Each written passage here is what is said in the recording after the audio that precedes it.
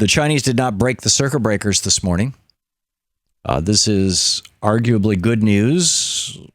Apparently what happened, though, is what they call the home team.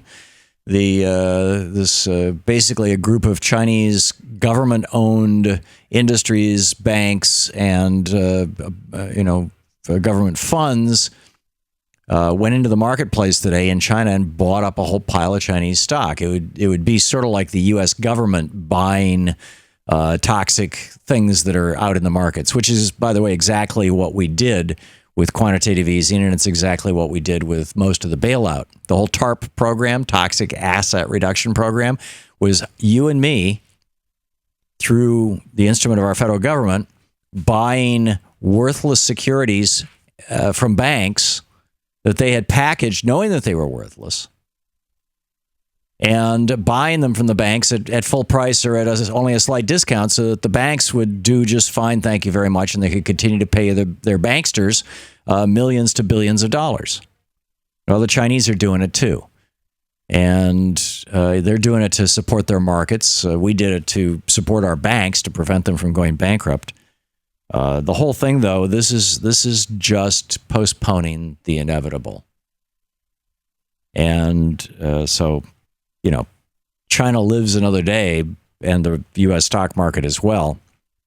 And I haven't checked the Dow here, refresh my New York Times page and see where it's at. It was up around 40 points earlier. Yeah, it's still up 40 points.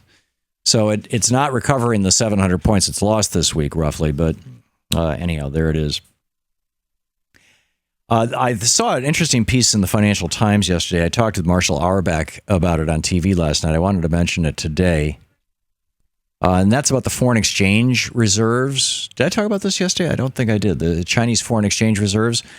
Foreign exchange reserves are the money that's left over basically when you sell more than you buy.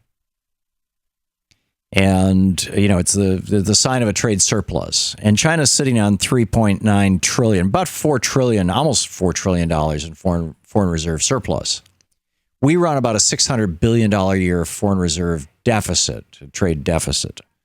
All that began during the Reagan years, and it really went crazy in the Clinton years because, we jumped into all these insane trade policies, NAFTA and WTO and all this stuff, which flipped us. Before Reagan, from George Washington until Ronald Reagan, we were the largest exporter in the world. And pretty much the only things that we imported were raw materials that we used to make things. Since Reaganomics and Clinton free tradeonomics have kicked in, the last 40 years, we have been the world's largest debtor trade-wise, and instead of the world's largest creditor.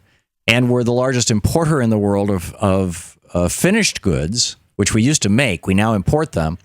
And the largest exporter of raw materials. We export coal to China. We export wood to China. We export oil, refined oil products all over the world. In fact, the number one manufactured export from the United States over the last 3 years was diesel fuel and gasoline. So anyhow, back to the foreign exchange reserves in China. They dropped $108 billion last month. They dropped $87 billion in November. 13 of the past 15 months, their foreign reserves have dropped, which says to me, and I'm no China expert, but it says to me that China is encountering, in 13 of the last 15 months, basically a trade deficit rather than a trade surplus, which is the reason why they're aggressively trying to reduce the value of the renminbi, the yuan, their currency.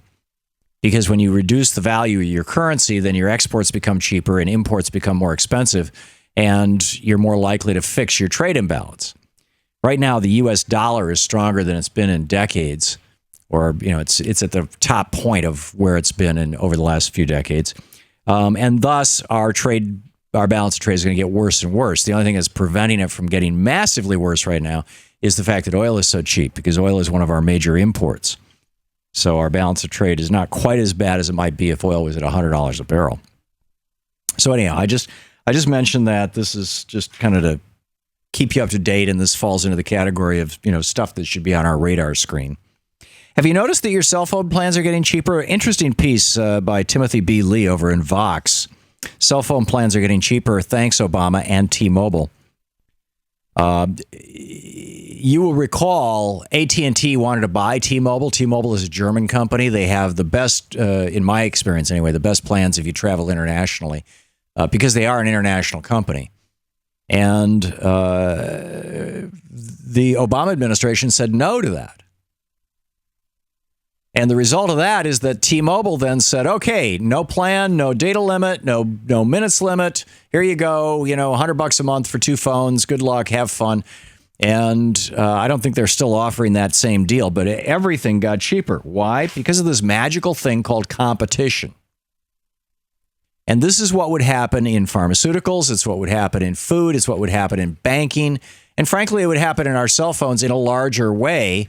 Telecommunications, ISPs, cable TV, if the Obama administration or any subsequent administration were to start doing what Bernie Sanders is talking about, which is breaking up these big industries. To watch more clips from our programs, hit the Watch More Videos button over here. And please be sure to hit the handy-dandy subscribe button so you'll always be up to date. Tag, you're it.